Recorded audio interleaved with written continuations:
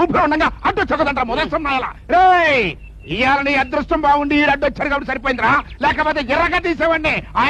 అన్నా ఓహో ఏమో అనుకున్నాను గానీ నిజంగా నువ్వు వీరుడే అన్నా. ఈ పెద్దాపురం పెద్దరాయుడు వంశం ఇటు 7 తరాలు అటు 7 తరాల నుంచి మొత్తం ఏరపుత్రులే. అన్నా మాట నిలబెట్టుకున్నావన్నా. కత్తి ఎత్తితే కూని చేయాల్సిందన్నావు, చేసేసావు. ఈ కత్తి ఆ కత్తేనన్నా. కత్తేంటి కూని ఏంట్రా? ఏంటంటావేంటన్నా, అక్కడ చింతామని కసక్కర పొడిచి చంపేసి ఏం తెలియని నంగనాశలోకి వచ్చి ఇక్కడ కూర్చున్నావు. నాకు తెలియదు అనుకున్నావా? అన్నా వీరుల వంశంలో పుట్టిన వీరాది వీరుడు అన్న నువ్వు.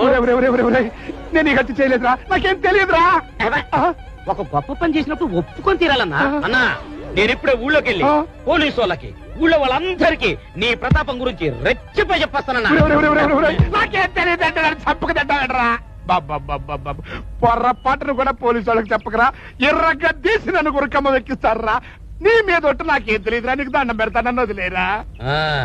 నువ్వు మరీ ఇంతగా బతిమలుతున్నావు కాబట్టి ఈసారికి దయదలు వదిలేస్తున్నాను, బుద్ధిగా పడుండు. ఇప్పుడు చెప్పు నేనెవరిని?